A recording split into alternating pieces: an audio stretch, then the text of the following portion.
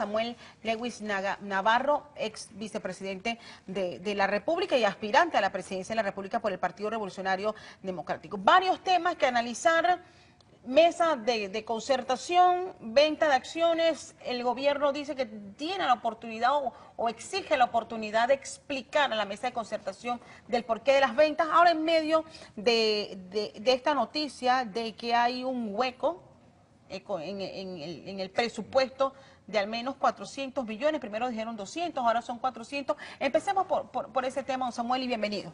Muy buenos días, Castalia, y muy buenos días a todos los televidentes. Efectivamente, hay desconocimiento del hueco, porque no ha habido claridad por parte del gobierno en qué es lo que está sucediendo con las finanzas públicas. Todos tenemos la sospecha de que han gastado más de lo que han tenido como entradas, se han ido más allá de lo que permite lo razonable dentro de las finanzas públicas, comprometiendo no solamente el presente, sino también comprometiendo el futuro. Y eso es lo que sucede cuando no hay transparencia. Por eso hoy existe esa gran incertidumbre. Son 400, son 600, son 800 millones. Se habla de distintas cifras, no solamente de lo que no entró, sino de lo que han gastado en exceso, por encima de lo que está el presupuesto contemplado.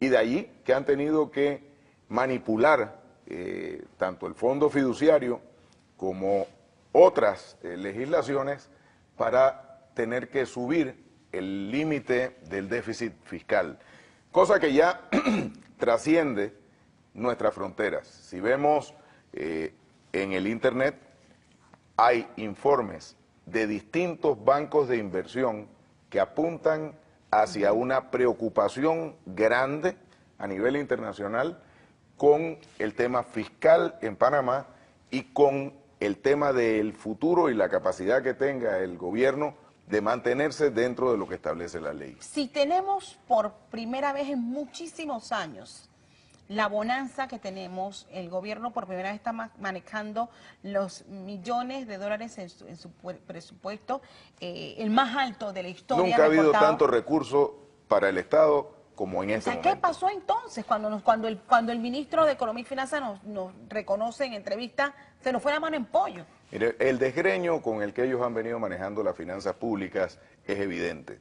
Pero más allá del desgreño es que en esa ambición por hacer obras, y tenemos que dejarlo muy claro, obras que están altamente cuestionadas por el público, inclusive por la comunidad empresarial, por las irregularidades, por la sospecha de corrupción que hay dentro de todas estas obras y por los sobrecostos.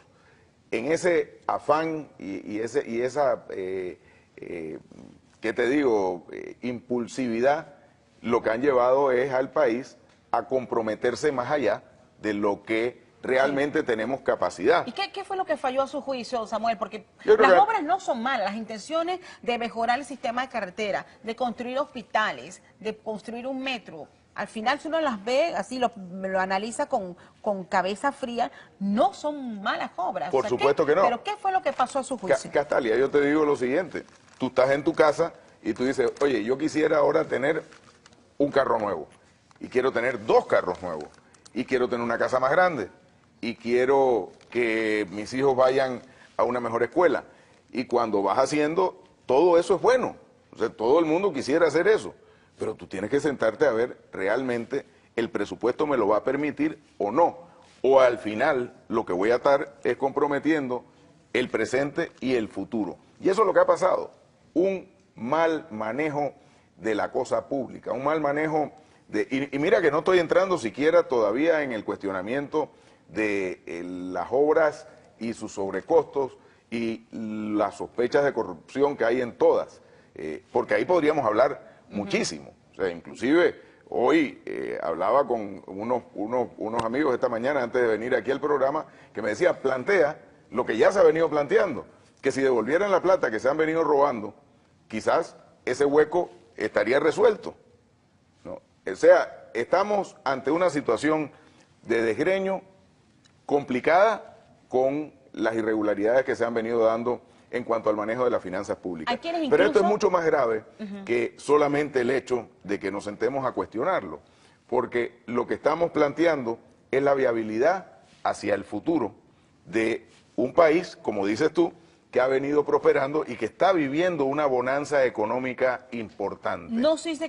coincide usted con opiniones de economistas que hemos entrevistado, miembros de la sociedad civil que señalan que el detalle ha sido que no se priorizó obras, no se priorizaron los proyectos, no hubo... Entre otras cosas. Fiscalización de la Contraloría, es otro punto que mira, ellos han planteado. La improvisación ha sido un hecho sistemático. Aquí se ha venido improvisando, aquí de la noche a la mañana te aparecen con un proyecto que anteriormente no tenía ninguna prioridad ni tenía ninguna importancia y de pronto se convierte en el proyecto más importante y emblemático del gobierno, comprometiendo cientos de millones de balboas. Pero vuelvo y te digo, aquí lo más grave es que al no entender que cuando uno está en el gobierno, por supuesto, uno tiene que tener proyectos, uno tiene que tener una previsión hacia dónde va, pero sobre todo tiene que tener prudencia, entendiendo el tiempo y entendiendo las realidades que tiene las finanzas públicas. Y otra cosa que es importante en esto, Castalia, y yo estoy seguro que con lo que ha venido dándose en las últimas semanas, el gobierno no va a dejar de insistir en alguna de las medidas que han venido planteando y que han recibido el rechazo ciudadano, porque tienen esa necesidad de tapar huecos y tienen esa necesidad de buscar la manera de poder continuar con alguna de estas obras, inclusive si no son prioritarias. Entremos a dos temas que tengo pendientes. Uno, Bebedero. Ayer el abogado de Cambio Democrático retira dos demandas de la Corte Suprema de Justicia. Usted estuvo muy pendiente del caso Bebedero. A pesar de la decisión del presidente de la República, hay quienes insisten, y incluyo a la ministra Alma Cortés y secretaria de Asuntos Jurídicos de Cambio Democrático, que estuvo ayer con nosotros aquí en el estudio, que sí hay irregularidades en el manejo que le ha dado el magistrado Solís a este caso del Bebedero y que no termina una vez por todas de fallar ya en el caso Bebedero. El caso del Bebedero es un caso evidente del intento que tiene el gobierno y Cambio Democrático de manipular no solamente las elecciones locales, sino las elecciones generales del 2014. Y en función de eso, yo creo que el Tribunal Electoral está actuando de manera responsable. Hay persecución, dice la señora Cortés, contra el ministro de Obras Públicas, el ministro de Vivienda y muchos ministros que empezaron a hacer proyectos en base a lo que había solicitado el ex representante del Bebedero, que en paz descanse. Cada uno juzga por su propia condición. Cuando hablan de persecución es porque ellos saben que lo que están persiguiendo a todos son ellos. Y yo creo que la ministra Alma Cortés es la menos indicada para hablar de persecución, cuando vemos que en las últimas semanas son los dirigentes sindicales los que han sido sometidos a la mayor persecución, tratando de acallarlos frente al hecho más importante en la política en estos últimos 3 años, que ha sido la conformación del Frente por la Democracia. Pero ahí veíamos imágenes de lo del Bebedero, pero es que Cambio Democrático ganó y por cancha larga, señor Mira, Lewis. Yo viví lo del Bebedero, porque estuve muy presente en esa elección, donde lo que vimos fue el abuso de la utilización de los recursos del Estado para llegarle a una comunidad, cosa que me alegro que le hayan llegado finalmente, tengo que decirlo, porque esa es una comunidad que había estado abandonada por 3 años.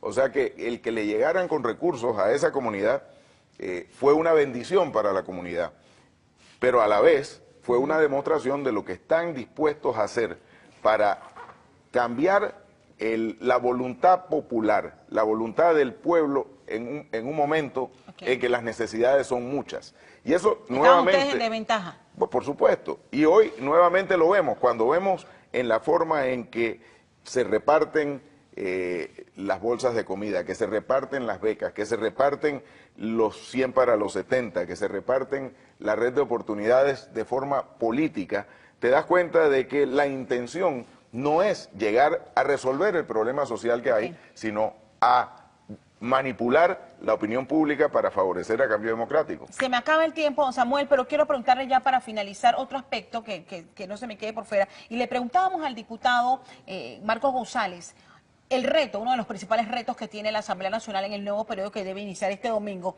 y él señala las reformas electorales. Pero quienes en un momento dado estaban pidiendo a gritos que de una vez por todas se definieran las reglas del juego para las próximas elecciones, hoy dicen prudencia, bueno, porque no hay confianza. ¿Qué opina usted sobre si se deben seguir con las reglas actuales o ir de una vez por todas y confiar en las reformas que se vayan a aplicar? Acabas de tocar el tema más importante. Yo creo que el reto más grande que tiene la Asamblea Nacional de Diputados, al igual que el gobierno nacional, es rescatar la confianza de la ciudadanía. Hoy día nadie confía en nada de lo que se discute dentro de la Asamblea Nacional de Diputados, lamentablemente. Como nadie confía en la palabra del presidente, y por eso precisamente es que estamos ante esta dificultad grande, donde el pueblo panameño vería con muy buenos ojos un diálogo nacional, pero nadie cree que el presidente va a cumplir con eso. Pero en la Asamblea Nacional de Diputados igual, es la confianza que se tiene que recuperar. Pero sobre el tema de las reformas electorales te puedo decir lo siguiente.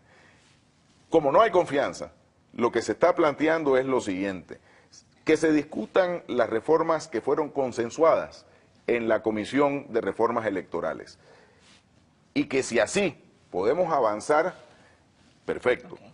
Pero si de lo que se trata es de una manipulación más por parte de la Asamblea para que en esas reformas del Código Electoral se introduzcan elementos que nos retrocedan en cuanto a la democracia, lo mejor es dejar las cosas como están.